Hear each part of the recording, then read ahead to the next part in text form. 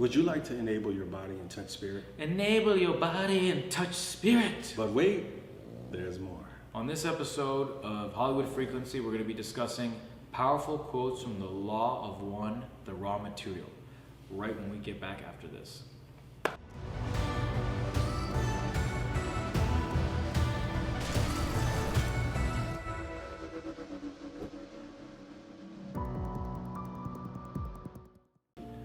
Welcome back. Today we're discussing the Law of One, Raw Material. We're going to be going over some very powerful quotes that we chose from the book. You guys like the powerful quotes we did from Bringers of the Dawn. We thought that we'd bring you a segment where we talk about powerful quotes from the Law of One. If you're not familiar with the Law of One, it is a book channeled by Carla Ruckert and the LL Research Group, published in 1981. There's 5 books. All of them are incredible. Highly recommend them. We have a video we did on the densities you can watch in this playlist, and we'll be coming out with more material about the raw material, coincidentally, in the future. Please do us a favor and like, subscribe, comment, share, all of that good stuff. We really appreciate you guys, and we're grateful that you're here with us on this journey. So, without further ado, we're going to start on the first quote. Yes. Okay, so the first quote comes from 10.14. Ra says, "I am Ra," and he tells you about some exercises that are very powerful. Exercise 1. This is the most and nearly centered and usable within your illusion complex. The moment contains love. That is the lesson goal of this illusion or density. The exercise is to consciously seek that love in awareness and understanding distortions. The first attempt is the cornerstone. Upon this choosing rests the remainder of the life experience of an entity. The second seeking of love within the moment begins the addition. The third seeking powers the second, and the fourth powering or doubling the third. As the previous type of empowerment, there will be some loss of power due to flaws within the seeking and the distortion of insincerity. However, the conscious statement of self to self of the desire to seek love is so central and act of will that, as before, the loss of power due to this friction is inconsequential. Okay, that was exercise 1. That was a lot of words, right, Byron? A lot of stuff there. A lot to take in. But what it really boils down to is that every moment contains love. If you look, it will be there. If you seek, you will find. Every moment contains love. Love is everywhere. Love is everything. So see that in all your experiences. Look for love and you'll find it. It's a very powerful exercise. Would you agree? Yeah. It's kind of like that idea that every situation is serving me, therefore, in a positive way, in a loving way. It's very difficult to do in the middle of the storm. Let's be honest. You know, it's true. When you're being attacked in some way. Right. You know, to say this is love or look for love. But it's something that you have to remind yourself. You just gotta repeat these ideas. So those daily affirmations, those meditations on that helps a lot. Yeah, I mean, look, some exercise is easy. You know, walking around the block maybe is easy. Some exercise is tough, you know, running a marathon. So this is an exercise. But regardless, it's an exercise we should practice, because imagine if we actually treated every situation with love and we found love in every situation. I think that we'd all be much happier. So that's exercise 1. Yeah. Byron, will you give us exercise 2? Exercise 2. The universe is one being. When the mind-body-spirit complex views another mind-body-spirit complex, see the creator. This is a helpful exercise. So before we go into exactly what this means, I'm going to give you guys a little breakdown of a couple of words and terminology that's being used here. Ra refers to us as mind, body, spirit complexes, because those 3 things together make who we are. So I, Leonard, Elijah, and Byron Booker are mind, body, spirit complexes. So reality is, just to make it simple, imagine saying when you view another, see the creator. Yeah. So you want to expand on it? Well, I think that what I was saying here is what you're seeing is a reflection of divinity in some aspect, in some finite dimension. Even though it's mortal, even though it's a person, even though it's maybe temporal, it's human, it's flesh and blood, or perhaps it's a horse or some majestic animal, you can see the Creator, you can see the handiwork of the Almighty in that. And if you can behold it for the majesty that it is, you can appreciate the divinity that's within it and the Creator and the awesomeness of the Creator that created it. So I think it just kind of gives you a certain respect for people, for everything. When you look at it and you see the Creator. Right. So if we understand that we are all of us are one, right? Law of one, and we all are a piece of the Creator, an expression of the Creator, allowing the Creator to experience himself or herself, I mean basically the energy of itself, through us, then we can understand that all of us are the Creator. Now religion also talks about seeing the divinity in all, right? So maybe that's a more familiar terminology that you can understand.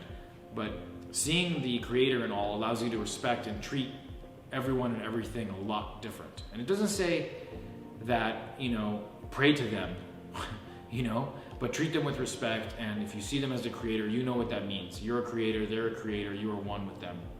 I always like it when people address each other as God's children. It's a very simple thing, but when I hear people say that and say, look at all God's people, Right. It immediately makes me think like, oh, well, you didn't ask that person's religion, you didn't ask their race, you just said it was all.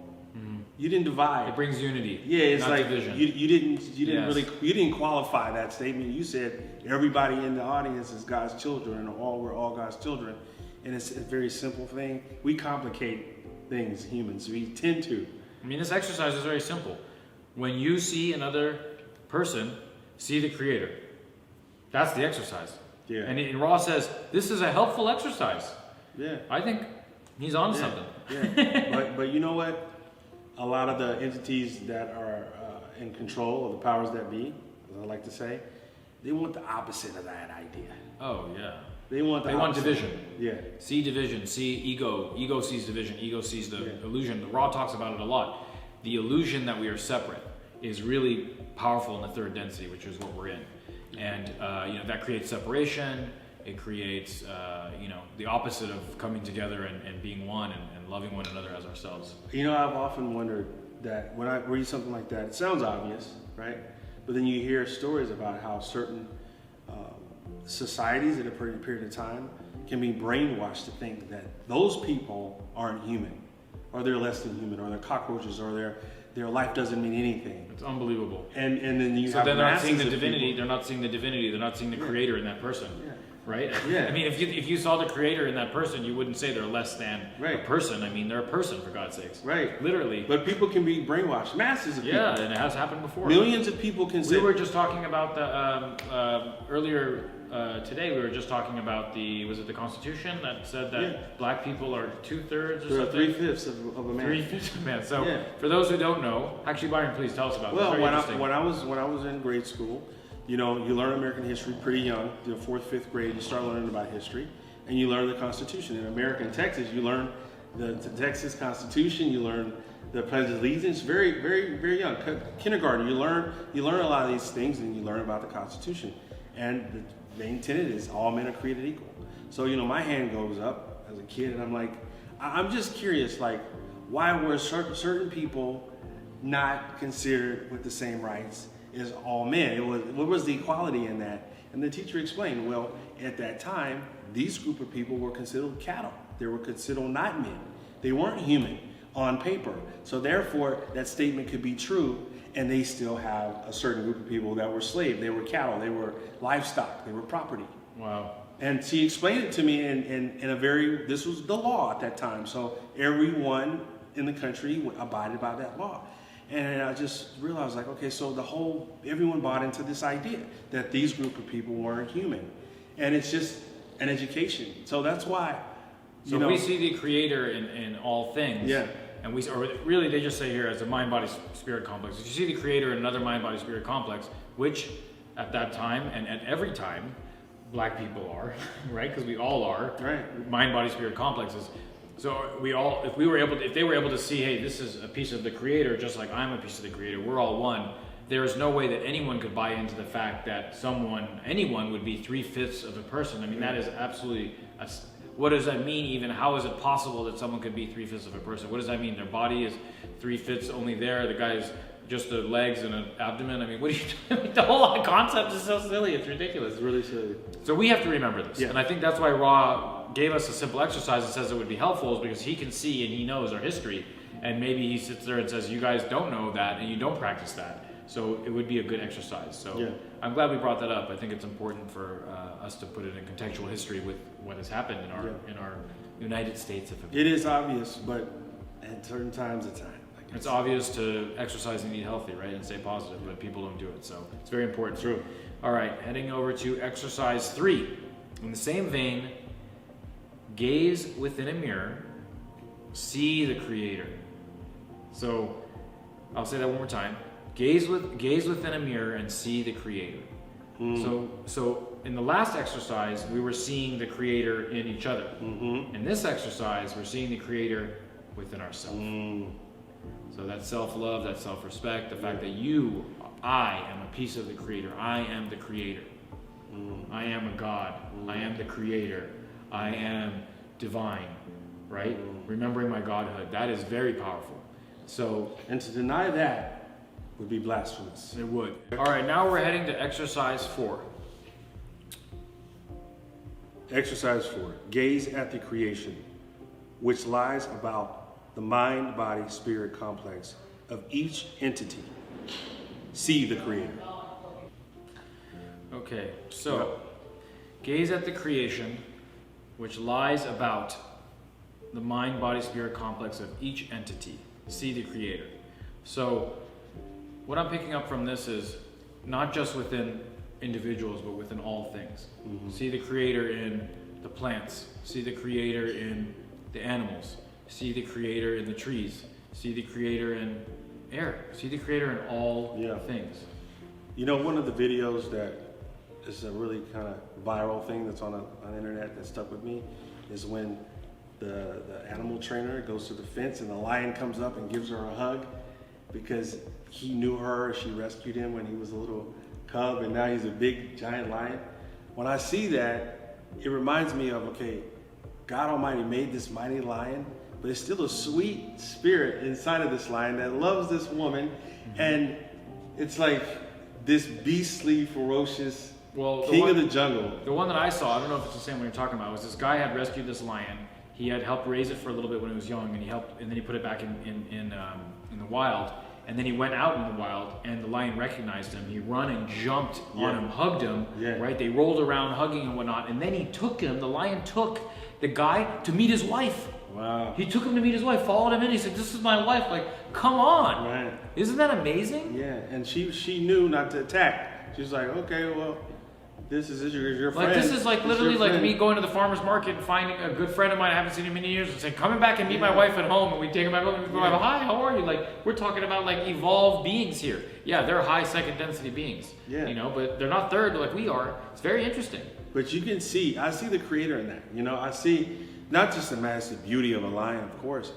There's so much design in that. But right. when you see the humanity, the ability to connect and have deep love for a human, and this thing is not domesticated, it's a wild animal, I see God in that. Now imagine if you treat everything, you see everything, like from the food you eat, to the ground you walk on, to the air you breathe, to the ant on the floor.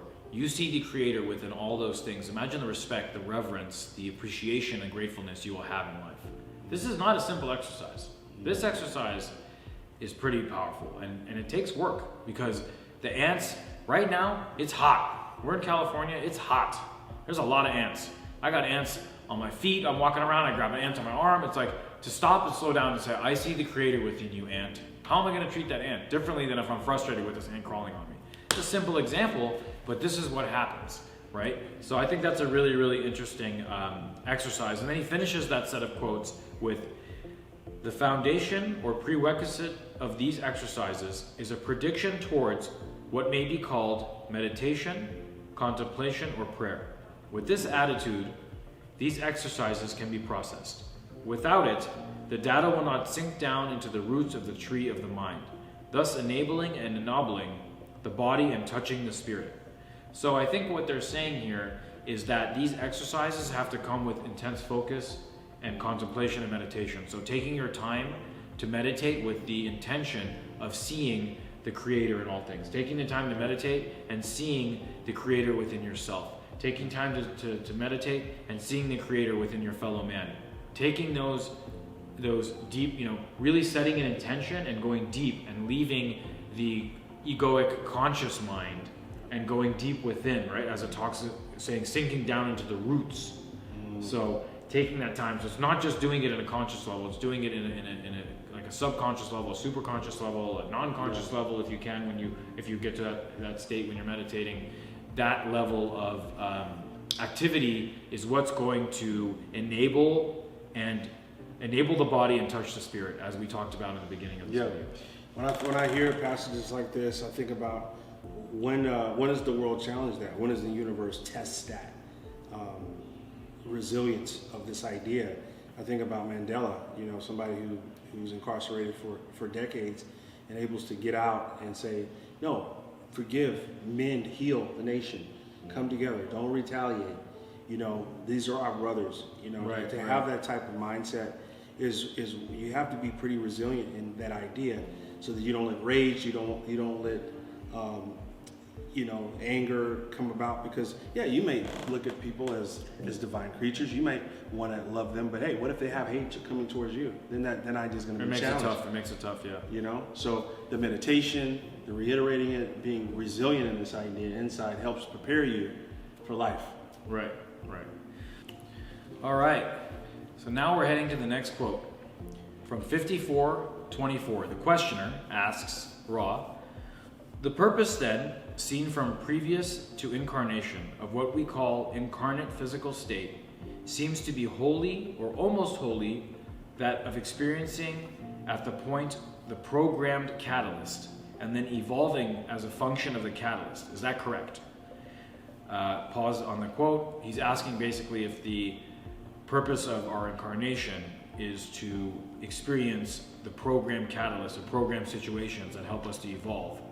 And if that's a function of a catalyst. And he says, is that correct? Ra says, I am Ra. We shall restate for clarity. The purpose of incarnative existence is evolution of mind, body, and spirit. In order to do this, it's not strictly necessary to have catalyst.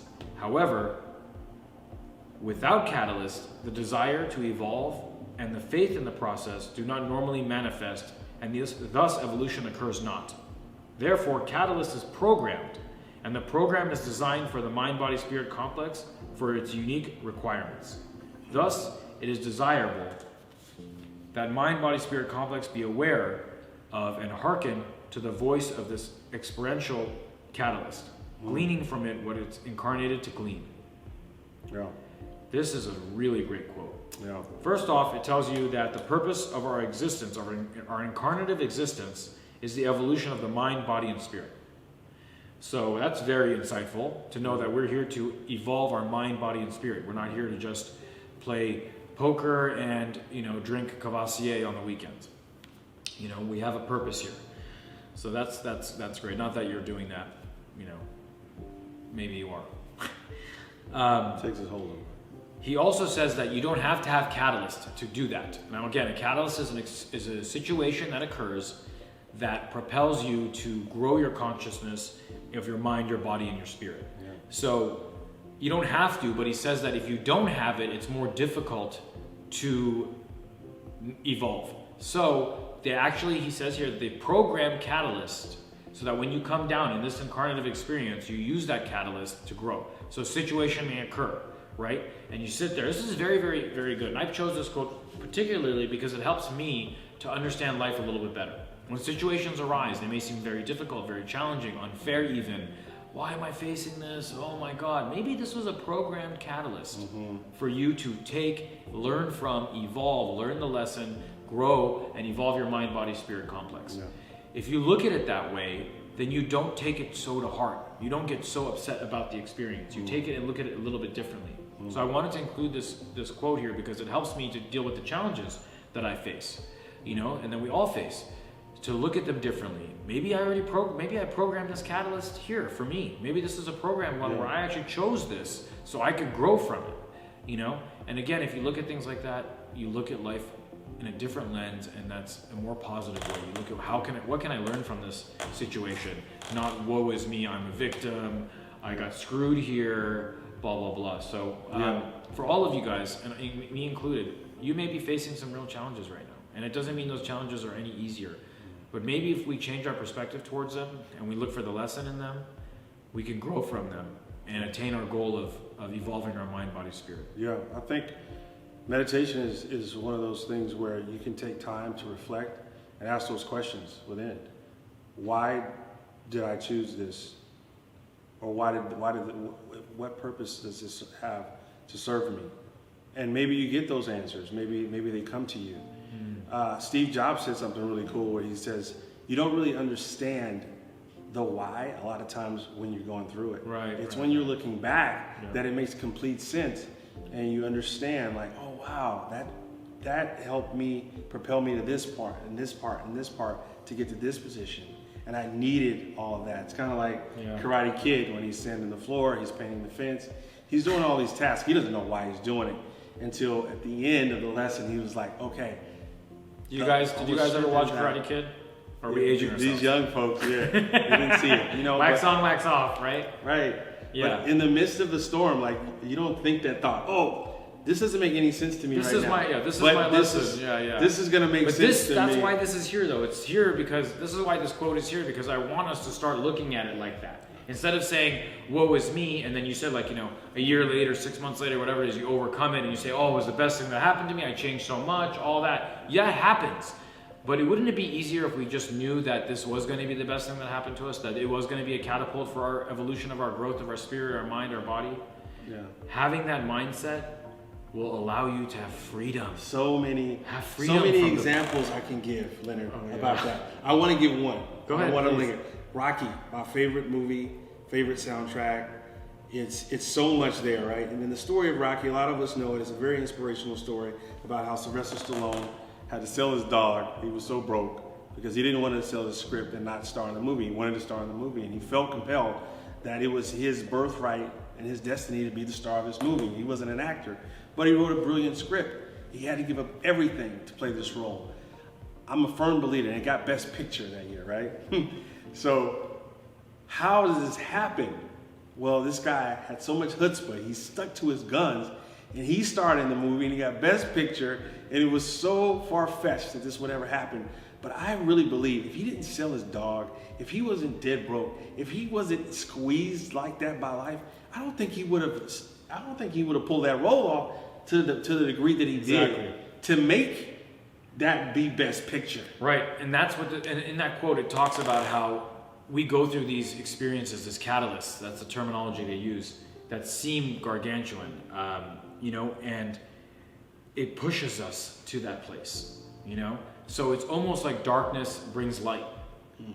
Darkness, a lot of people, we have, a hate towards it, but reality is we have to love it for many reasons. But one of them is because that darkness is what propels you to move forward. Ross says that you can do it without catalyst. It's possible, but it's not commonly done that way because we get comfortable. We get comfortable in our seat, and we say, why make a change? If it ain't broke, don't fix it.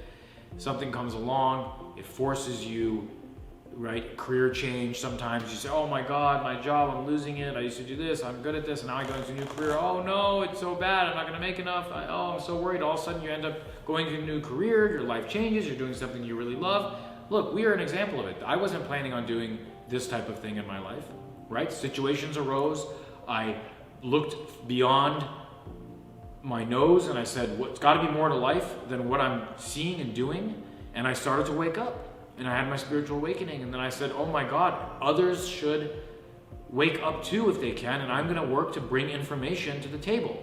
At the same time, behind the scenes, the Creator is putting people in my life like Byron, who has done stuff like this before, but on a different level, and other people as well in my life to help me bring this information to the table. And, I feel like I'm contributing now, and I'm helping. And that's what I want to do. We want to elevate consciousness. We want to be service to others. We want to help do something good for humanity. And these catalysts that have come our way pushed us to do this.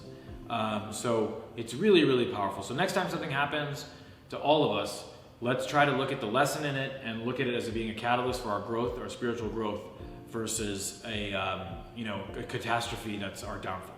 Is that a fair agreement? Can we agree to that? Absolutely. Great. All right, guys, we got some more quotes for you. Byron, please go ahead. Okay, here's the next quote. Ra, I am Ra, the law of one.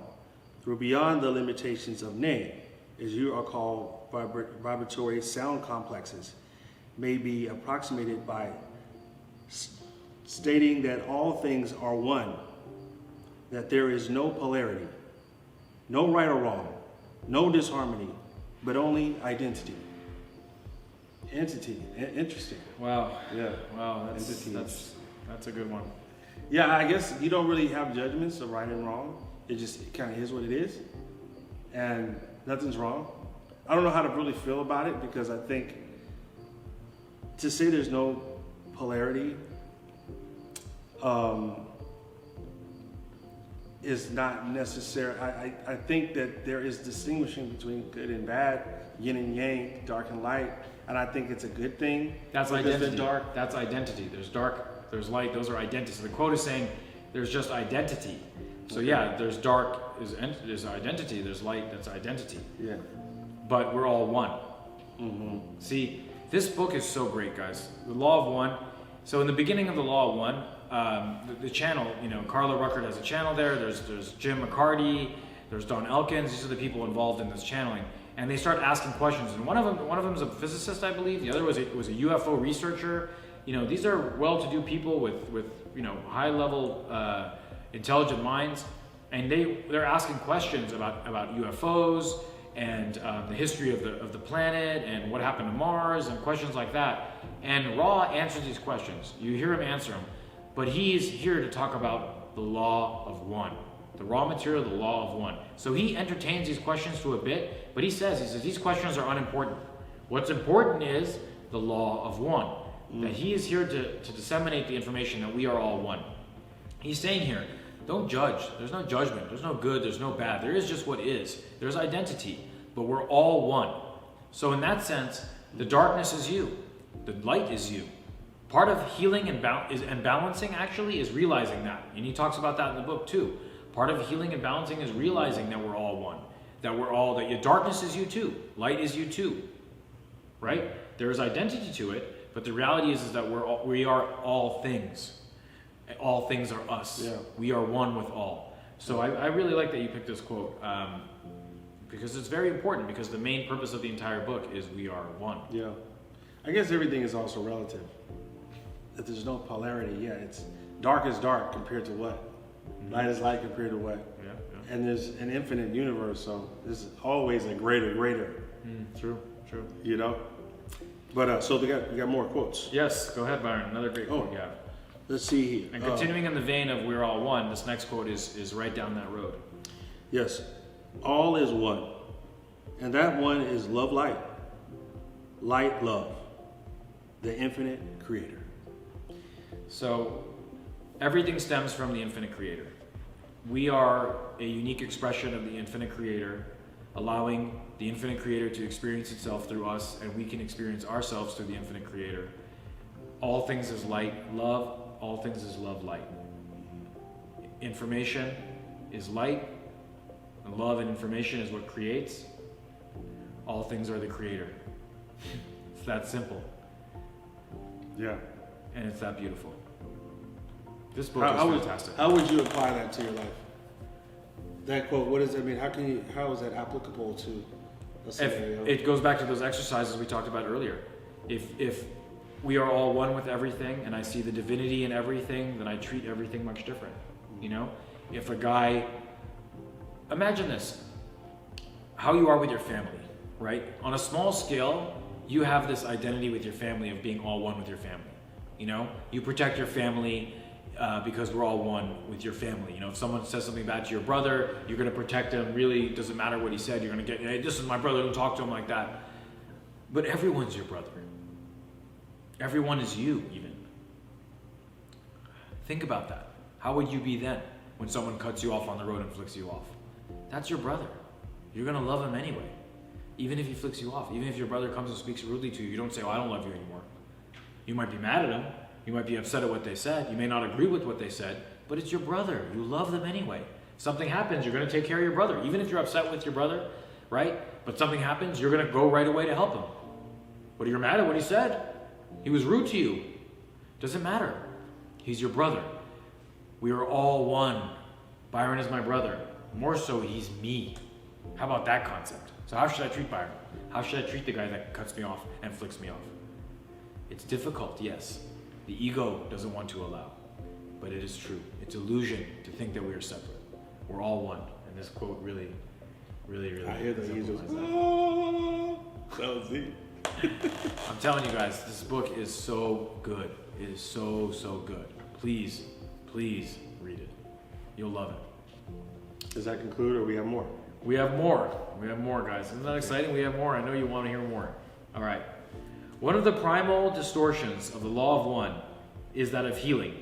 Healing occurs when the mind-body-spirit complex realizes deep within itself the law of one. That is, that there is no disharmony, no imperfection, and that all is complete, whole, and perfect. Yeah. Well, if we're all a piece of the Creator, is the Creator perfect? Yeah. Can I give you my first thought that came to my mind when you read that? Is closure. Have you ever been in a situation where you needed closure? You wanted to get a sorry from someone, or you wanted someone else to know that you were sorry, or you want to let them know that you're not mad, and you don't want to leave that remnant of hate in the universe, and you just wanted to make amends, but you never got that opportunity. It could have been maybe a lost loved one, it could have been a demise of a past relationship. But you never got that closure. That's something that you just gotta accept, and you gotta let it happen within yourself. And some of us go to therapy for this, right? Because perhaps something happened in our childhood. We need a healing, and we never got that mending from that person. But we're responsible to make it happen all on our own. So it's like, when I hear that, it's like you gotta make all that happen within yourself and be completely whole within yourself without anyone else affecting that or playing a role in it, which I think is a challenge, because a lot of the grievances in life happen in relationship, but the healing has to be alone. It has to be only you can handle or responsible to get that healing on your own. No one else can give it to you, but maybe someone else helped injure you. But that person that injured you is not the one that can sometimes heal you. You have to do it all by yourself, and that's tough work. That's hard work sometimes. Right. Taking that person in that situation, when you're saying they injured you, he's not saying it physically. Obviously, he's talking more about a relationship, emotional, mental. For example, you've been injured by this relationship. This could be a friend, a loved one, a parent, even a son, whatever it may be. You have to make the choice within yourself to forgive. And the book talks about, the Law of One talks about, a big part of clearing your karma is to forgive yourself as well. Forgive others and forgive yourself. It's a very, very important part. Releasing that is very important. So this has been a raw material Law of One quote synopsis, I guess, or highlights video that we wanted to bring to the table. We'll do more of these. Tell us what you think. We are extremely jazzed and love the Law of One. I really would love for all of you guys to read the material, and for many of us, all of us, to come from a place of seeing everyone as the creator, seeing everything as the creator, and realizing we're all one. Just imagine how we would transform the universe if we followed that protocol or that advice or whatever you want to call it. Just imagine. So thank you so much for being on this ride with us. We appreciate you. We're grateful for you. Please like, subscribe, share, make comments below. What do you think? Watch our other videos. We've got a lot of great videos on our channel. And thank you so much. Signing out, Hollywood Frequency. Peace.